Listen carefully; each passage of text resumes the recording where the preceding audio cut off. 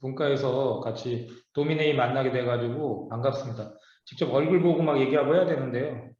일단 제가 먼저 좀 운을 튼다 그럴까? 좀 그 말씀을 좀 드리고 같이 좀 사실 공유를 좀 해야 되는데 그런 얘기를 좀 같이 나눴으면 좋겠습니다. 저는 건축가는 아니에요. 저는 이제 주로 그 에너지 쪽 전문가입니다. 그래서 에너지 절감이라든가 온실가스 감축, 뭐 많이 들어보셨겠지만 뭐 CDM이라든가 이런 사업들을 주로 벌리고 있는데 이 건물 같은 경우에는 사실 되게 복합적인 거라고 저는 보여지거든요. 왜냐면 이제 건물은 건축 설계사들은 사실 에너지에 지금까지 신경 안 썼었어요. 뭐 단열이라든가 이런 것들을 뭐 알고는 있지만 그게 강화되는 게 아니기 때문에 지금까지 보면은 건축사들이 에너지에 대해서 그렇게 잘 알지는 않는 상황입니다. 그래서 지금도 건물 에너지 쪽은 그 국토교통부가 담당하긴 하지만 관장 부서는 한국에너지공단에서 하고 있어요. 한국에너지공단에서 건물 에너지 파트를 담당하고 있습니다. 그래서 이게 보시면 알겠지만 건물 분야는 굉장히 좀 다양하고 그리고 또 뭐 건축사만이 담당하는 그런 역할이다 이렇게 볼 수 없어요. 모두 누구나 다 참여할 수 있는 종합적인 거라고 보시면 될 것 같습니다. 또 한번 자료를 이게 제가 볼게요. 지금 이 UNEP 자료에 의하면 건물 부분이 이산화탄소에서 배출 기여도가 한 40% 정도 차지한다고 하고 있어요. 그러니까 물론 우리나라 같은 경우에는 이렇게 많이 차지하지는 않는데 전 세계적으로 보면 건물에 대한 것들이 굉장히 많은 온실가스를 배출한다고 할 수 있습니다. 특히 여기 보면 건설 같은 경우에 우리가 이제 건물을 지으려면 시멘트도 투입해야 되고 철근도 들어가야 되고 그다음에 뭐 트럭도 와야 되고 여러 가지 장비들이 다 동원되기 때문에 건설까지 같이 이렇게 참여하게 되면 기여도가 이렇게 올라가는 거예요. 그래서 28% 플러스 한 11% 되니까 40% 정도 된다라고 하고 있고 우리나라도 그럼 따져보니까 우리나라 건물은 기여도가 한 24% 정도 되는 걸로 이렇게 나와 있어요. 특히 이제 시멘트 산업에서 많이 차지하고 있다라고 보시면 될 것 같습니다.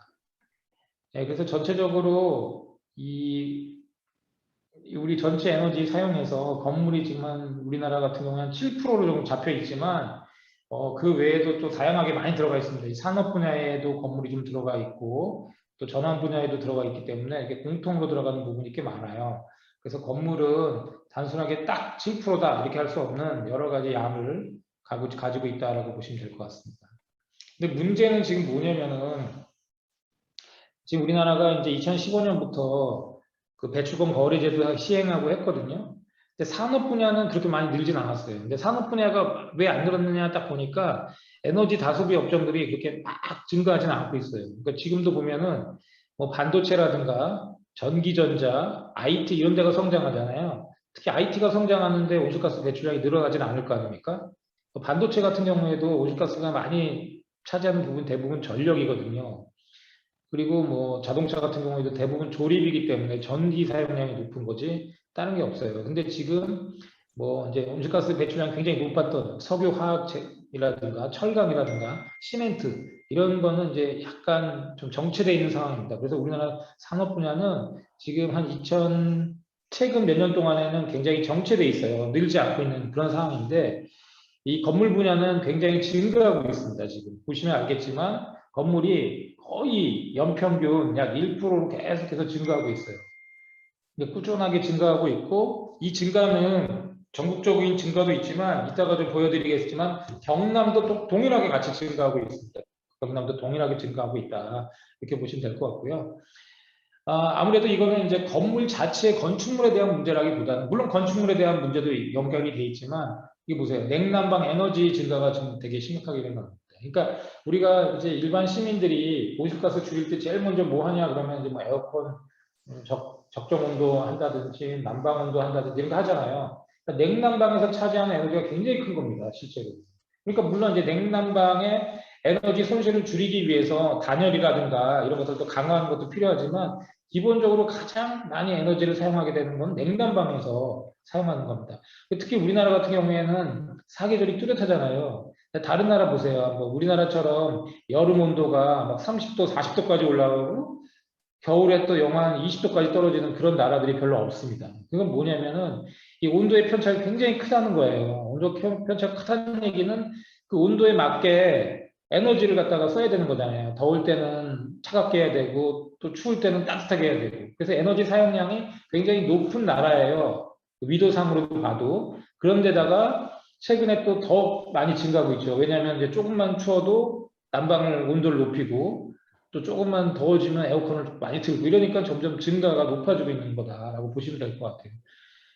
그래서 전력 쪽, 특히 전기 쪽으로 해서 굉장히 많이 높아가고 있는데 이제 냉방 같은 경우는 당연히 이제 전력으로 하지만 이제 난방도 지금 최근에 시스템 에어컨이라든가 이런 걸 통해 가지고 난방도 옛날에는 뭐 다 등유를 뗀다거나 뭐 도시가스로 했지만 지금 이런 사무실 같은 경우에는 다 전기로 하고 있습니다. 그리고 앞으로 우리나라가 가려고 하는 것도 다 전기로 해가지고 가려고 하고 있는 게 있습니다. 물론 그 전기는 재생에너지로 만들겠다고 하고 있는데 뭐 아무리 재생에너지가 풍부한 자원을 갖고 있다 하더라도 우리가 그 소비량이 너무 심하게 되면은 이 공급량이 감당을 못 하거든요. 어쨌든 그런 것들은 지금 다 전기요로 되고 있다라고 보시면 될 것 같아요.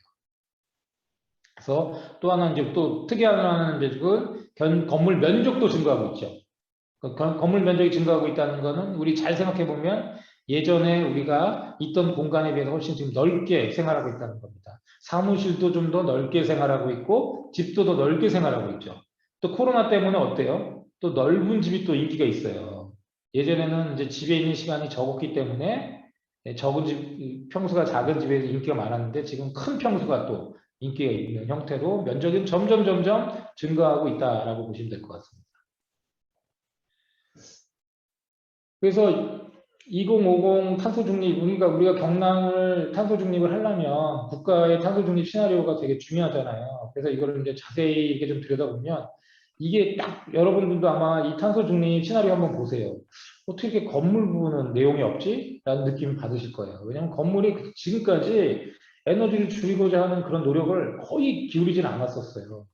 보시면 딱 두 가지밖에 안 나옵니다. 제로 에너지 건축물을 100% 하겠다. 그러니까 새로 짓는 건물은 무조건 제로 에너지 건축물로 만들겠다. 그리고 기존에 있는 구축은 그린 리모델링 하겠다. 100%. 이렇게 적혀 있어요. 딱 이 두 개밖에 없는 거예요, 지금 현재. 그러니까 어떻게 보면 이게 정말 대책인지 아니면은 야 이렇게 그러니까 이거 어떻게 보면 이런 거죠. 새롭게 시작하는 거는 다 재생에너지도 투입하고 좋은 설비도 갖추고 단열도 강화하고 뭐 창호도 좋게 하고 이렇게 한다는 얘기입니다. 그리고 기존 건물도 어떻게 보면은 새로 이제 리모델링 할 때는 다 이렇게 바꾸겠다라고 하는 거죠. 근데 이게 과연 한번 잘 생각해 보세요. 이렇게 쉬울까요? 우리가 한번 아파트를 한번 생각해 보세요. 아파트를 새로 짓고 있잖아요. 지금도 아마 경남에 뭐 창원이나 이런 데도 많은 아파트를 짓고 있는데 지금 제로 에너지 건축물로 짓고 있습니까? 아니요. 그리고 그린 리모델링 한다 그러면은 이게 재건축이거든요. 재건축을 지금 재건축하게 되면 어떻습니까? 또 아파트 가격이 올라가고 여러 가지 이런 정치적이고 부동산적인 게 굉장히 많이 맞물려 있습니다. 이 건물은 굉장히 중요한 또 자산이기 때문에 이게 쉽게 할 수가 없는 이런 문제예요. 그러니까 정부가 간단하게 신축 건물은 제로 에너지 건축물로 하고 그린 리모델링 하겠다. 이걸로는 해답을 찾는 건 되게 부족하다라고 생각이 드는 거예요. 그러니까 더 많은 생각들이 많이 들어가 있어야 돼요. 그러니까 그 뒤에 숨어 있는 여러 가지 이슈들이 많다는 겁니다. 근데 그런 것들은 지금 하나도 꺼내들고 있지 않고 있어요. 그리고 탄소 중립 시나리오를 보면 다 기술로서 해결하려고 하고 있어요. 뭐 재생에너지를 갖다 많이 투입하겠다, 전기차를 많이 도입하겠다, 수소차를 도입하겠다, 수소 에너지를 쓰겠다. 그 다음에 CCUS라고 해서 또 캡처해가지고 온실가스도 저장하겠다. 다 기술입니다, 기술. 기술 아닌 게 하나도 없습니다. 그러니까 이게 과연 물론 이제 기술도 되게 중요해요. 저도 기술 되게 의미 있다고 생각하지만 신기술만 다 대체가 될까? 이런 생각을 한번 해볼 필요가 있을 것 같아요. 앞서 얘기한 것처럼 또 이제 전기, 재생에너지를 다 전기를 만들면 이걸 풀어서 전력화를 하겠다고 하는 겁니다. 그래서 결과적으로 이제 건물 분야에서도 탄소 중립을 이루겠다라는 게 정부 시나리오인데요. 이 보시면은 여기도 보시면 전력 수요 관리, 그다음에 이제 아리백이라고 하는 거는 이제 기업들이 리뉴얼블 에너지를 100%로 하겠다는 걸 아리백이라고 하는데요. 아리백 재생에너지 전환하겠다는 거고, 그다음에 이제 생애 주기 배출 관리라고 하는 거는 이제 여러분들 들어보실지 모르겠지만 LCA라고 하는 게 있습니다. 라이프 사이클 어세스먼트라고 해서 전가적 평가를 하는 거죠. 그러니까 우리 건물 같은 경우에도 그러니까 지금 건물을 딱 지었잖아요. 지은 상태에서 에너지 사용량만 우리가 파악하지 않습니까? 근데 이 건물을 지을 때 아까 얘기한 것처럼 어떤 건설 장비들이 들어가야 될 거고 또 사용 단계에서 에너지 사용량이 있을 거고 또 폐기 단계도 있을 거잖아요. 우리가 뭐 재건축을 한다거나 건물을 허물다고 할 때 그런 건축물들이 또 어디로 갈 건지 이런 모든 것들이 다 포함되고 있다라고 보시면 될 것 같습니다. 그래서 어쨌든 이런 저감 계획은 이거와 같이 고민을 해야 된다라고 생각을 해야 될 것 같습니다. 자, 그러면은 이제 우리가 두 가지 탄소 중에서 가장 핵심적인 그 단어가 딱 두 가지거든요. 제로 에너지 건축물이랑 그린 리모델링이에요. 그럼 제로 에너지 건축물이라는 게 뭐냐? 약어로는 이제 GEB라고 합니다. 뭐 ZEB라고는 안 하고 보통 GEB라고 하던데요. GEB 같은 경우에 이제 기준이 있어요. 에너지 공단에서 나온 자료입니다. 이미 기존에 건축물 에너지 효율 등급이라는 게 있었어요. 거기서 1++를 이상을 충족하고 그 다음에 건물 에너지 관리 시스템. 이게 우리가 BEMS라고 하는 거죠. 빌딩 에너지 매니지먼트 시스템이라고 하는 겁니다. 이거랑 그 다음에 이제 원격으로 검침할 수 있는 전자식 계량기를 설치한 건물 중에서 등급이 있다는 겁니다.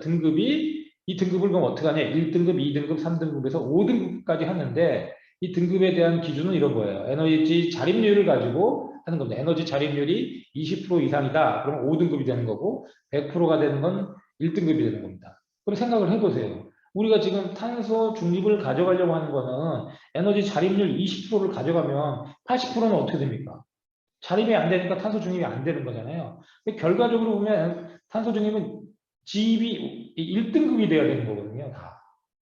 그래야 되는 거야. 그러니까 무슨 얘기냐면 새로 신축 건물을 짓더라도 5등급짜리도 있어요. 그럼 5등급이 과연 그럼 탄소 중립에 충족하냐? 그러진 않는 거죠. 지금 보니까 인천 송도에 아파트를 이 집이 5등급 받은 건물이 있더라고요. 아파트가. 근데 이 아파트가 이제 20%는 자립률이 되는 거예요. 근데 나머지 80%는 자립이 안 되는 거죠. 외부에 있는 전력이라든가 다른 에너지를 쓰게 되는 형태로 돼 있는 게 있습니다. 그래서 어쨌든 이 가장 중요한 게 제로 에너지 건축물이라고 하는 거고, 제로 에너지 건축물 같은 경우에는 이제 논리적으로 보면은 제로의 건축물에 필요한 에너지 부하를 최소화하고 에너지 사용량을 최소화하고 그다음에 신에너지 혹은 재생에너지. 지금 이제 신에너지는 많이 안 씁니다. 재생에너지를 활용해서 에너지 소요량을 최소화하는 녹색 건축물을 얘기한다라고 하고 있습니다. 그러면 그게 뭐냐? 딱 보면 이거죠. 이제 패시브, 액티브, 재생에너지 이렇게 세 개를 합친 건데요. 패시브는 주로 우리가 얘기하는 이 단열이라든가 그러니까 에너지를 갖다가 그러니까 열을 버리지 못하게 하는 형태. 벽을 두껍게 한다든지 창호를 이중창, 삼중창으로 해가지고 열이 새 나가지 않게 하는 거. 이런 것들을 갖다 패시브라고 해요. 액티브는 뭐냐? 액티브는 설비단을 얘기하는 겁니다. 고효율 설비. 예를 들면 전옥수 버너라든가 혹은 이제 상업용 건물에서 보면은 이제 뭐 냉난방을 위해서 전력도 필요하지만 온수를 하는 경우도 있단 말이에요. 이런 것들에 대해서 고효율 설비를 통해 가지고 이 설비 자체가 에너지 사용량을 최소화할 수 있는. 그러니까 최근에 가장 최신화된 설비들 이런 게 얘기하는 거죠. 또 하나 아까 얘기했던 BEMS는 빌딩을 갖다가 관리할 수 있는 시스템입니다. 우리가 요즘에 이제 EMS라는 걸 많이 쓰는데요. B가 들어가면 빌딩이 되고요. 그 다음에 일반적으로 F가 들어가면 팩토리가 되기 때문에 기업, 공장이 됩니다. H가 들어가면은 하우스가 되기 때문에 또 집이 돼요. 그러니까 모든 게 이렇게 전자적인 관리를 통해 가지고 적용할 수 있다라고 하는 게 액티브고, 그 다음에 이제 뭐 지붕에다가 태양광을 올린다든지 땅의 지혜를 통해 가지고 열을 갖다가 받는다든지 혹은 또 수소 연료 전지를 공급한다든지 이런 게 재생에너지가 되겠습니다. 요 세 개를 합친 게 이제 제로에너지 건축물이다 이렇게 이해를 하시면 될 것 같고요. 그래서 제로에너지 건축물에 대한 이제 의무화가 이제 탄소 중립으로 보면 이렇게 진행이 되고 있는데 2020년부터는 연면적입니다. 연면적 1000제곱미터 이상 공공 건축물에 한해서는 의무화가 돼 있어요. 그리고 2023년에 이제 한 2년 더 남았죠. 500제곱미터 이상 될 경우에는 공공건축물은 제로 에너지 건축물을 의무화하게 되어 있습니다.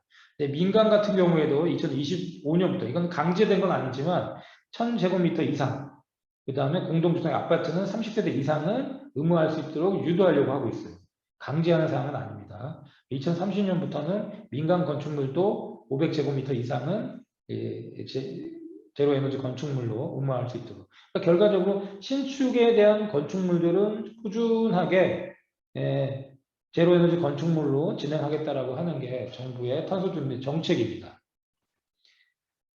그래서 저희가 이제 이 국가만 보면 좀 안 되니까 경남에서 특히 건물 분야에 우리 온실가스 배출량을 한번 이렇게 봤습니다. 이게 지금 아직 저희가 2017년, 18년 아마 자료는 19년까지도 있을 것 같은데요. 작년 거는 좀 아직까지 계산이 안 될 것 같고 한 19년, 18년까지는 가능할 것 같아요. 근데 지금 보시면 건물 분야만 이렇게 따로 떼봤는데 아주 큰 증가율을 보이진 않지만 2015년부터 서서히 증가하고 있죠. 16년도에 830만 톤 정도를 차지하고 있는 게 되어 있습니다.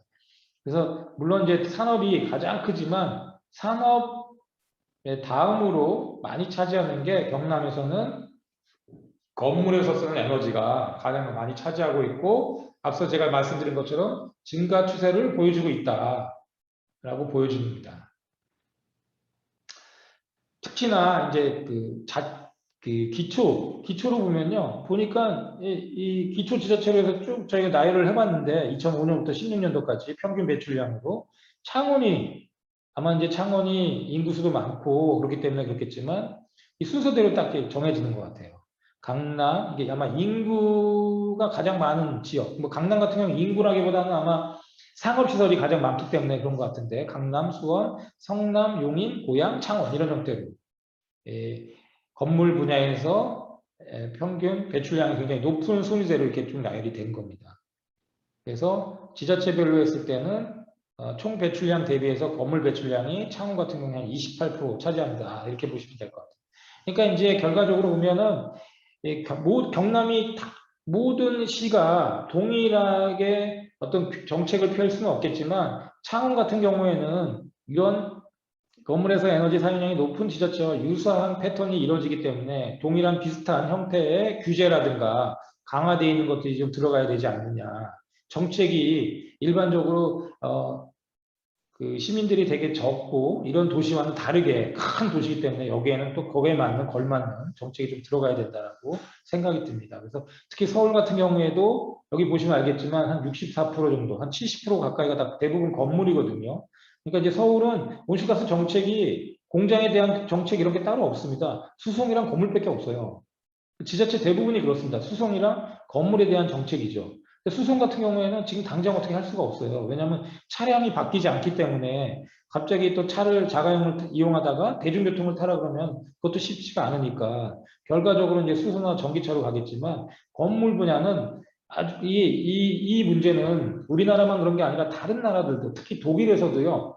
재생에너지를 굉장히 많이 보급하고 있는 독일에서조차도 건물 분야의 에너지를 줄이는 게 굉장히 관건이에요. 굉장히 어렵습니다. 제가 한 15년 전에도 독일의 한국에너지공단이랑 유사한 그런 데를 방문해 봤는데 그때도 한 15년 전에도 건물 분야가 가장 어렵다고 그렇게 얘기를 하고 있어요. 왜 어렵냐? 건물 분야에 독일이나 이런 유럽에는 낡은 건물들이 많단 말입니다. 우리처럼 뭐 재건축하고 이런 게 아니잖아요. 굉장히 오래되고 노후화된 건물들이 많아요. 근데 그런 데들을 기존에 있는 에너지보다 더 적게 쓰게 만든다는 게 쉽지가 않기 때문에 그렇습니다. 그래서 그런 고민들이 굉장히 좀 깊숙하게 많이 우리가 해야 된다라고 생각을 하고 있습니다. 그래서 2030년까지 온실가스 감축 목표를 경남에서 특히 건물 분야를 좀 보니까요.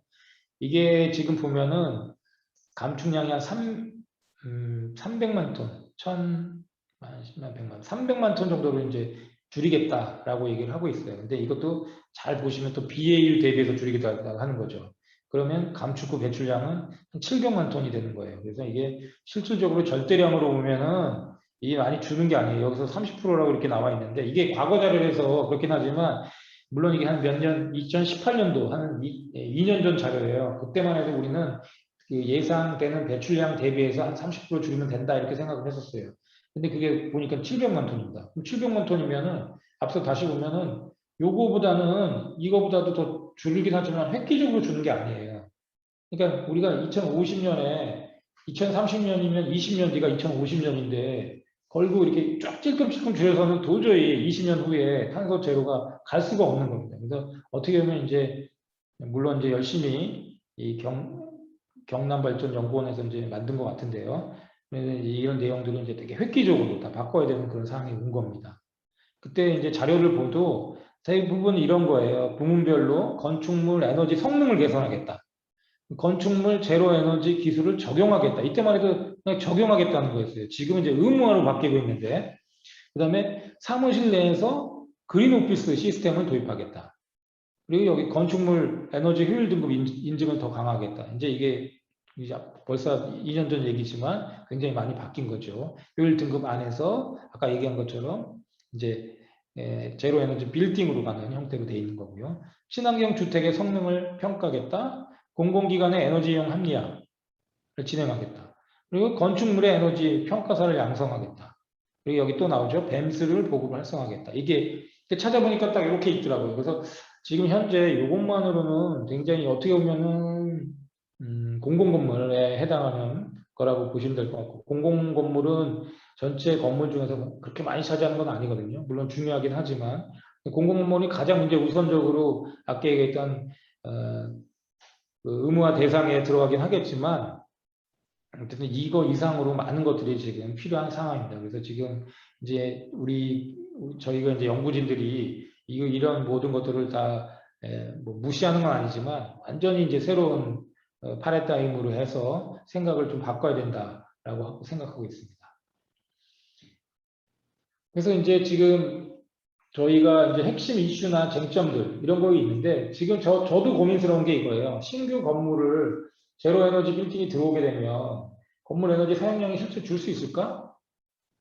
왜냐하면 사용 단계에서 에너지 사용량이 계속 증가하고 있다고 했는데, 뭐 조명이라든가 조명을 LED로 바꾸고 냉난방 뭐 같은 온도라도 에너지 사용량이 줄겠죠. 건물이 이제 효율적인 건물이 되면.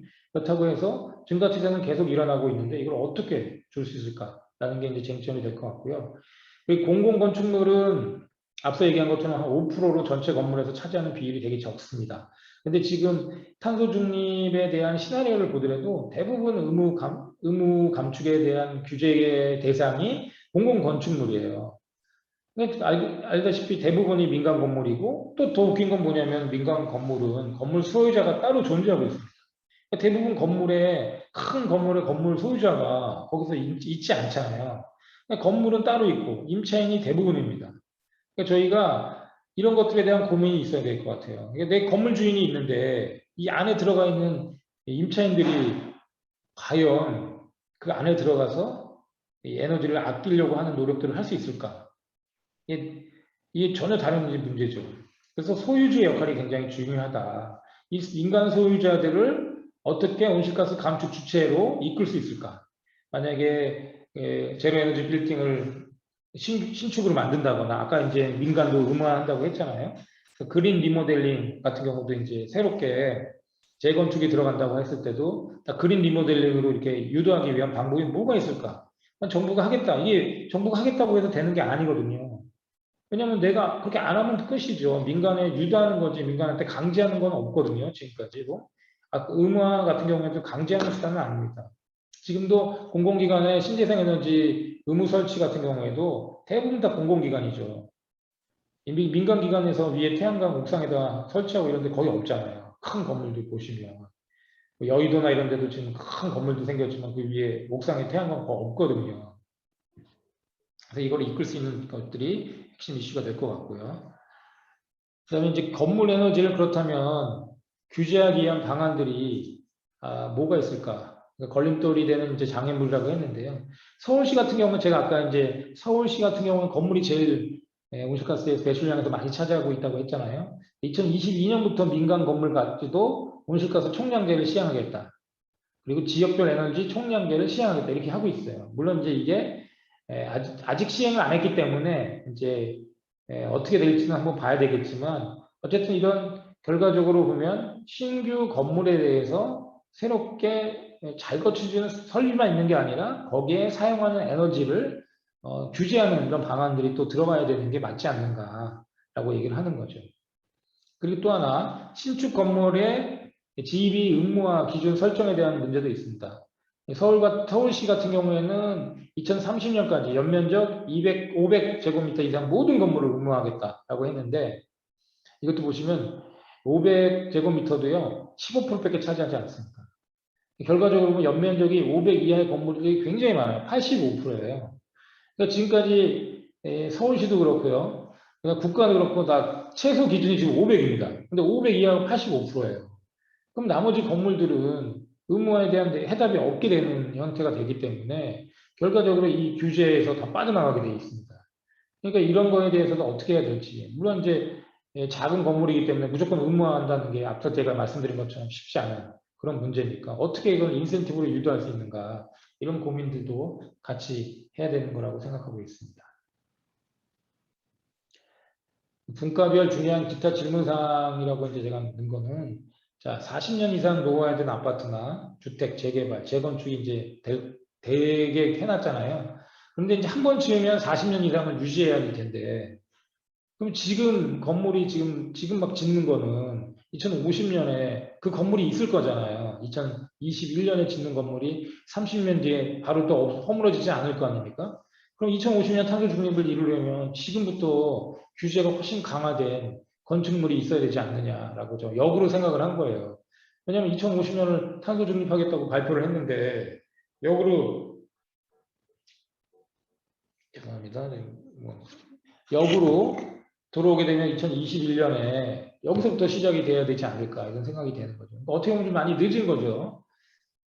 그래서 또 이제 민간이 보유한 아까 건물에 대해서는 규제, 그러니까 의무화해야 된다는 규제보다 인센티브가 더 많이 적용돼야 한다라고 좀 생각이 들고 이런 어떤 인센티브를 제공해야 탄소 중립의 달성에 더욱더 가까이 갈 수 있는지 뭐 어떻게 보면 이제 세제 같은 경우에 혜택이 있을 거고요.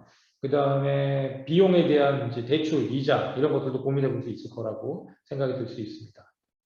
그리고 이제 앞서 얘기한 것처럼 햄스, 가정, 댐스, 빌딩, 고도의 에너지 관리 시스템들이 도입된다고 하면 자동으로 온실가스가 줄어드는 게 아니거든요. 관리 시스템이 있다고 해서 자동으로 줄어드는 게 아니죠. 이건 그냥 결과적으로 보면 약간의 모니터링이죠. 그러니까 이런 예가 있었어요. 삼성전자가 그 강남역에다가 아주 이런 친환경 건축물, 건물, 본사를 지었습니다. 거기다 뱀스를 도입했어요. 그러니까 뱀스를 도입해가지고 이 삼성전자 건물이 뱀스 도입한 다음에 그 다음에 한 10% 줄은 거예요. 그 다음에도 또 줄었어요. 그래서 역시 뱀스를 설치하니까 효과가 있구나라고 생각을 했는데 2년 뒤에 다시 늘어납니다.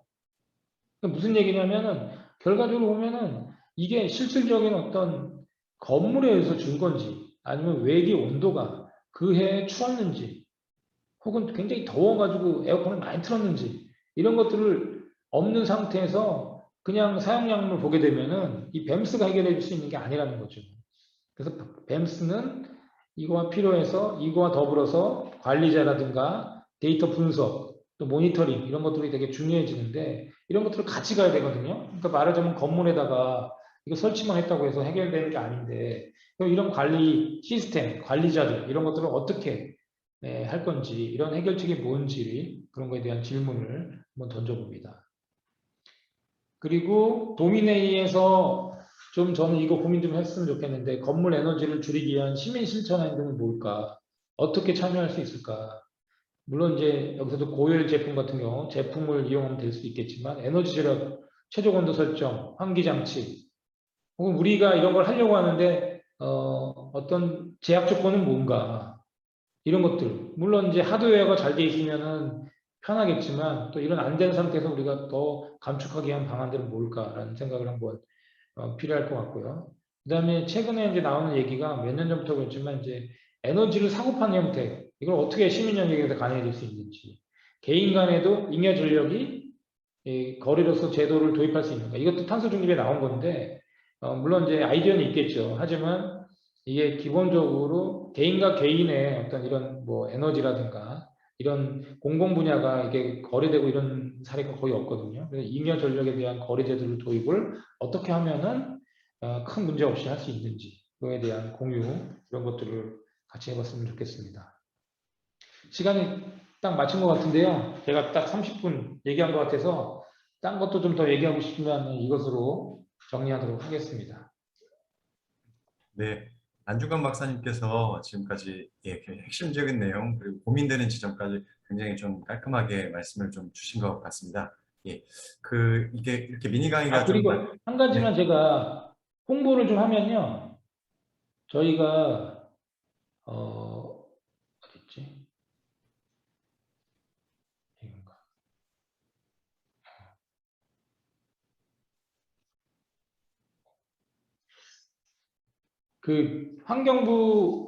환경부가 최근에 이제 우리 기후행동 생활환경 실천 안내서라는 걸 하나 만들었거든요. 거기에 보면 이제 홈페이지에 들어가면 다 다운받을 수 있어요. 그리고 1인 1톤 줄이기 사이트에도 아마 그게 있을 텐데, 거기 부록에 보면요. 건물 분야에서 시설 단위에서 아까 얘기했던 뭐 단열 강화라든가 창호 이런 쪽에 내용들이 굉장히 자세하게 나와 있습니다. 그래서 그거 다운받아가지고 보셔도 굉장히 많은 공부가 될 걸로 그렇게 생각이 듭니다. 그래서 그거는 제가 여기 사이트나 이런 거 공유할 수 있도록 알려드리도록 하겠습니다. 네, 안중근 박사님 감사합니다. 지금까지 미니 강의는 이제 마무리를 해주셨는데요. 강의해 주신 내용에 대해서도 좋고, 그리고 앞서 위원님들께서 사전 자료 받으신 그 내용과 관련한 궁금증도 좋고요. 대신 박사님께 얼마 가볍게 그리고 편하게 질문을 지금부터 해주시면 될 것 같습니다. 그리고 박사님께서는 충분히 답변을 좀 주시면 좋을 것 같고요. 예, 위원님들 편하게 말씀 부탁드리겠습니다. 혹시 질문이 있으신 선생님들은 이제 음소거를 하고 자연스럽게 말씀 주시면 되겠습니다.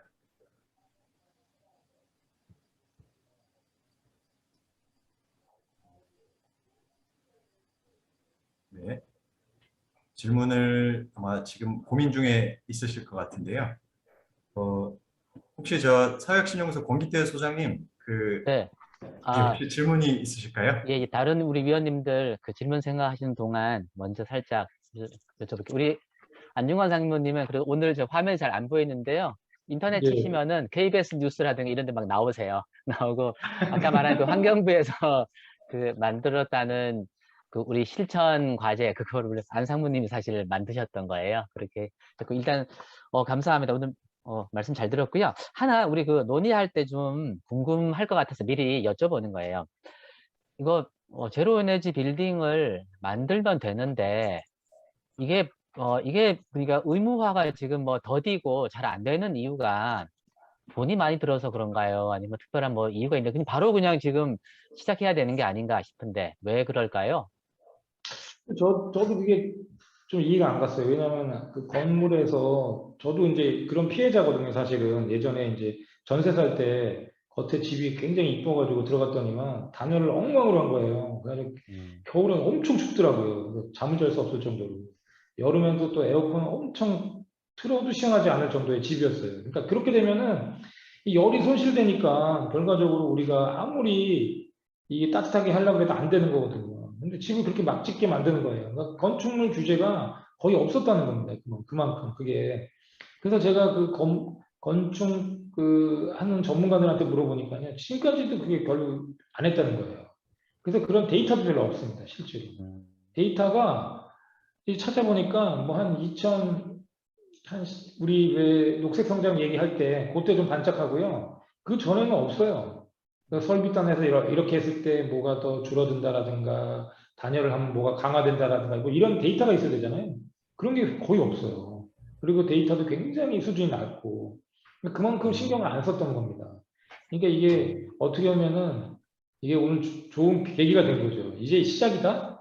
이제 그거 하시는 분들은 이제 시작이다 그러고 그다음에 이게 정량화하기가 되게 어렵대요. 왜냐하면 정량할 만큼의 그런 노력들을 안 했기 때문에 뭘 했을 때 뭐가 줄어들고 이런 것들이 정량화돼야 되는데 그런 것들도 지금 다 시작해야 되는 단계입니다. 그래서 어쨌든 맨땅 헤딩이라고 보시면 될 것 같아요. 그러니까 이제는 맨땅 헤딩인데 문제는 지금까지 기존에 지어진 건물들이 한 600만 동 되거든요. 600만 동. 어, 이걸 어떻게 해야 될지 이게 제일 걱정이죠. 그럼 다 허물고 그러면은 신축을 짓는다? 다 허물고 그린 리모델링 한다?